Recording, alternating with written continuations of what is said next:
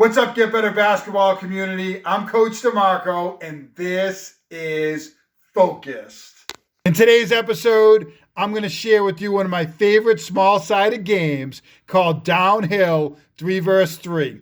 It's a great finishing SSG that will help players to work on decision-making in the paint and also finishing. And at the same time, it's going to help the defense to recover when the offense gains an advantage and also work on their rotations. You're not going to want to miss this episode. But before I jump into it, make sure you hit that like button down below, turn on your notifications, and subscribe to my YouTube channel for more great video breakdowns each and every week. In fact, I have several more SSGs that I'm going to share with you in the upcoming weeks. Now, let's focus in on downhill finishing. This downhill small-sided game is one that's going to work on finishing at the rim. It's going to work on decision-making in the paint. It's also going to work on those rotations on defense and also recovering when playing against an offensive player who has gained a small advantage. This is as game-like as it's going to get for players, and I know you're going to love it. So really, really simple. We're actually going to start with the defensive player with the basketball. They're going to dribble up towards the cone, and the offensive player is also going to go towards this cone.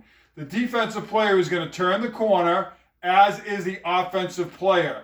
The defensive player is going to give a dribble handoff to the offensive player, which is going to allow them to get downhill into the paint, creating an advantage.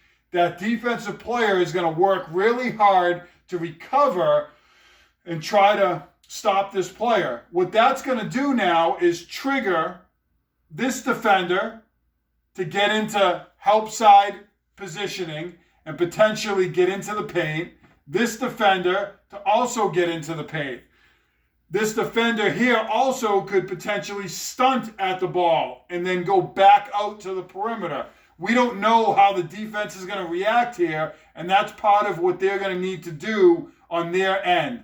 This player, as they get into the paint, is going to have to make a decision. Are they going to finish at the rim, or are they going to kick that ball out here to this player? If this defender gets caught in the paint too far, then this other defender might have to recover, and it might be a one more for an open three-point shot out here. There's a lot of options that are going to come out of this as you play it as a 3-on-3 small-sided game. You could move players around as you want. For example, as 0-1 comes down into the paint here, you actually could move your offensive player from this wing spot right over here into this low dunker spot. I like to do this as a dribble drive team. We get this player downhill. If this player steps up, they could drop it off to this player, and this defender will have to recover. So you can move these players around anywhere that you want. You also could start 0-1 and D1 on the other side of the floor. So you could potentially have 0-1 turning the corner to this side of the floor, and D1 recovering on this side of the floor. Now you're attacking the middle. You could have them attack from the baseline, the middle here. Depending on where you set that cone up on the floor, they could attack from anywhere. I love this because you can really work on different situations that your players are going to face in the game. If they're not doing a great job in these baseline drives, then set your cone up over here in the corner and let them attack the baseline and make decisions or look to finish in that corner. The other thing I want to mention is this doesn't have to be 3-on-3. It could be 4-on-4, or it could be 1-versus-1 or 2-versus-2. Let me show you the 1-versus-1 and 2-versus-2 examples right now.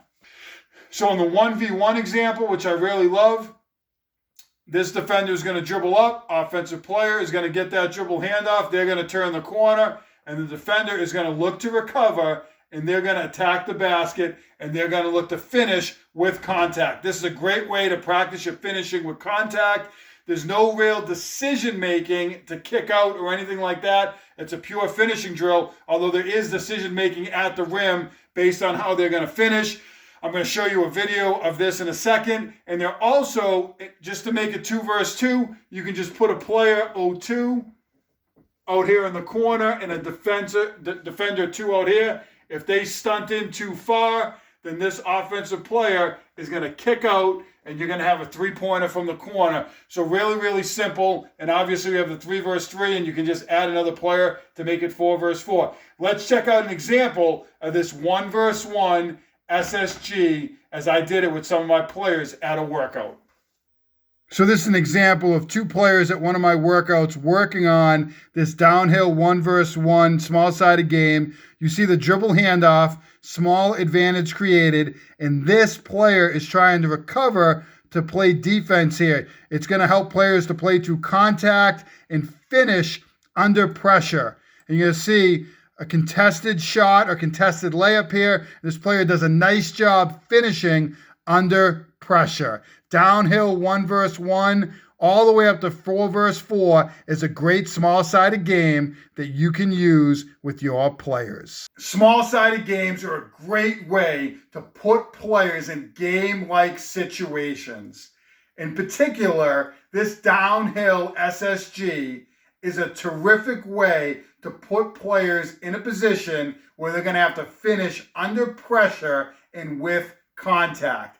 As you advance it from 1 versus 1 to 2 versus 2, you add in that initial decision, and then you add in the 3 versus 3 or 4 versus 4 versions of this SSG to force players to make those decisions under pressure.